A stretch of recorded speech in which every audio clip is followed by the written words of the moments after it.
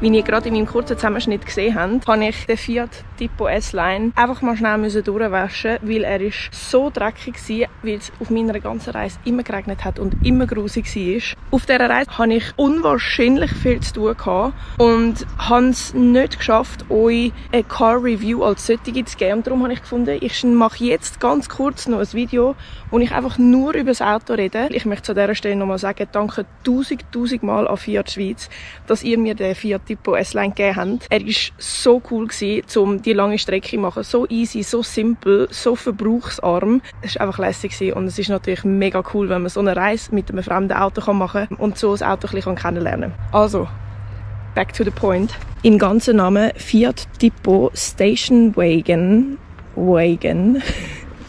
S-Line in der Farbe Grau Metropoli. Was ich bei dem Grau noch cool finde, ist, das sieht man vor allem jetzt, wo wir endlich wieder ein bisschen Sonne haben, es ist fast ein bisschen bläulich. Das gefällt mir wirklich gut. Wenn wir gerade schon auf das Argument S-Line kommen, die Felgen sind im Gegensatz zu der Grundausstattung nicht 17 Zoll, sondern 18 Zoll Felgen. Und sie haben die farbliche Abhebung mit dem Silbrig und dem Schwarz, was dem Auto im Gesamtbild wirklich einen coolen Look gibt und die S-Line so ein bisschen das Sportliche hervorhebt. Jetzt sind wir schon wieder im Auto drin. Das Wichtigste, was ich möchte hervorheben in diesem Auto, sind die Sitze. Weil ich finde, die Sitze hat Fiat wirklich schön gelöst.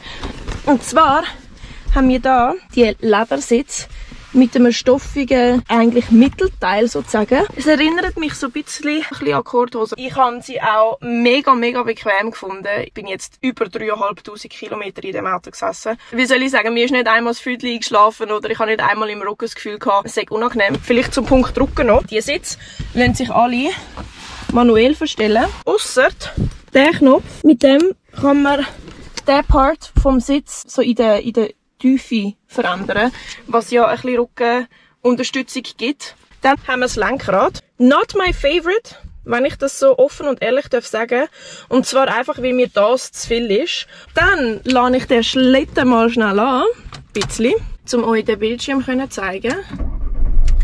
Hello, good morning. Zack, zack. So. Und zwar hat es in dem 7 Zoll Bildschirm beide Varianten, CarPlay, aber auch Android. Oh, ich weiß nicht, wie das heißt. Aber die CarPlay-Variante mit Android hat es auch. 7 Zoll ist der ganze Bildschirm da am Rand entlang. Was euch wahrscheinlich gerade auffällt, ist, dass die Ansicht tatsächlich sehr viel kleiner ist wie 7 Zoll. Das liegt daran, dass da unten keine Knöpfe gemacht sind, sondern dass die Auswahlen sind auch als Touchscreen gemacht und innen drin. Es wirkt dann halt sehr klein, das Ganze, dafür hat es da keine Knöpfe. Eine Etage weiter runter haben wir die ganze Knöpfchenreihe und dann haben wir da den Knopf vom automatischen An- und Abstellen, wo ich leider sehr viel gebraucht habe. Weil ich hatte ein bisschen Problem damit gehabt, dass er, vor allem wenn ich am Hang gestanden bin und er automatisch abgestellt hat und ich dann eigentlich wieder losfahren wollte, hat er nicht blockiert, sondern ist hinter sich gerollt. Und er ist mir nicht genug schnell wieder angegangen. Ist vielleicht Gewohnheitssache. Ich habe einfach gemerkt, als ich dann das automatische An- und Abstellen abgestellt habe, hat das alles tiptop funktioniert. Ist vielleicht auch eine Einstellungssache. So Sachen sind meistens einstellbar in diesen Autos. An dieser Stelle gebe ich euch doch jetzt gerade mal schnell die Fahrreview. Die habe ich nämlich gestern auf dem Weg heim noch gefilmt. Und die hauen wir doch jetzt gerade schnell da rein. Hello aus dem Tipo S-Line. Oder Hello aus der Vergangenheit, aus dem Tipo S-Line. Das Auto hat sich unwahrscheinlich bewiesen bei mir. Es tut mir mega leid, falls es ein bisschen laut ist, weil es regnet die ganze Zeit. Der Fiat Tipo S-Line hat gute 120 PS, eine Höchstgeschwindigkeit von 200 km/h und ist in 10,2 Sekunden auf 100.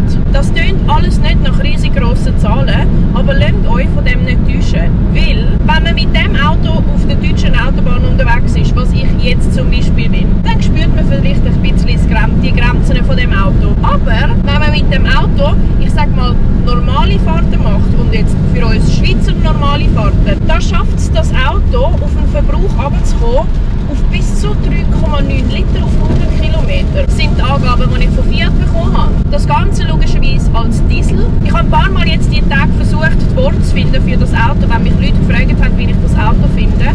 Und das Wort, das mir am meisten in den Sinn gekommen ist zuverlässig.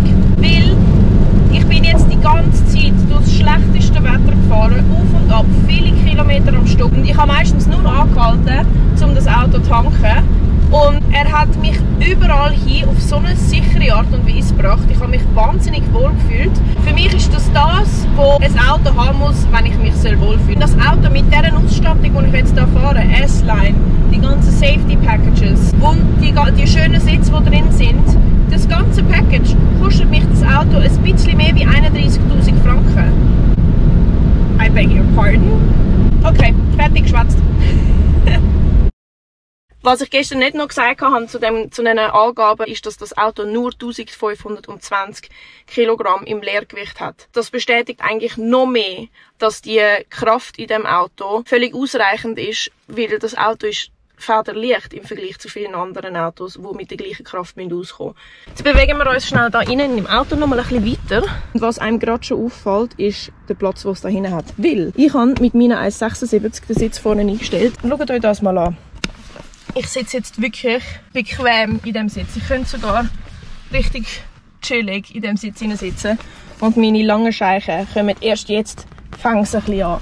Und was mich am allermeisten erstaunt hat, was etwas ist, wo lustigerweise, mein Vater ist so ein bisschen einer, ich habe den immer so ein bisschen als Kofferraum abgespeichert. Immer wenn wir als Familie reisen sind und haben einen Kofferraum packen, hat er immer hure viel in den huren Kofferraum reingebracht. Und darum ist Kofferraum wie so ein bisschen ein Thema gewesen, als ich ein Kind war. Einfach bei den Autos, die wir hatten.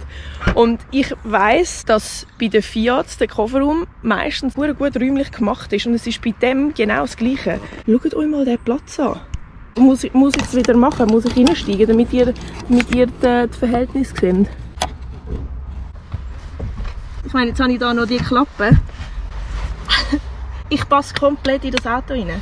Der Kofferraum ist riesig. Und ich habe gestern, ich weiß gar nicht, ob ich das sagen soll, weil vielleicht wird Fiat ein bisschen hässig, aber ich habe ja nichts kaputt gemacht, darum kann ich sagen, ich habe 3 50 Liter Benzinkanister leere da hinten in dem Kofferraum rein gehabt. Ich bin nicht stolz drauf, aber ich muss euch schnell zeigen, wie voll das Auto ist und wie viel Ware ich in den Karren hineingebracht habe. Es ist ein Puff, okay? Don't judge me. Wir haben hier eine Trainingsmatte, eine Drohne, den E-Scooter, eine Tasche, 2 Taschen, da hinten 3 Taschen, ein Stativ, ein Bildschirm. Alles ist da hinten rein.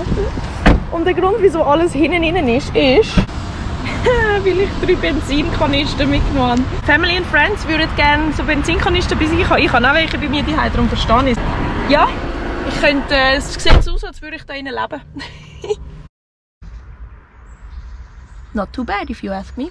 Ich glaube, ich habe zu dem Auto alles gesagt, was ich gesagt habe. Ich möchte mich nochmal an dieser Stelle bei Fiat Schweiz dafür bedanken, dass ihr mir so viel Vertrauen geschenkt haben, dass ich das Auto für diese riesige Reise brauchen durfte. Vergesst nicht, wenn ihr es nicht schon gemacht habt, folgt mir auf YouTube und habt euch Sorge und wir sehen uns bald. Ciao zusammen!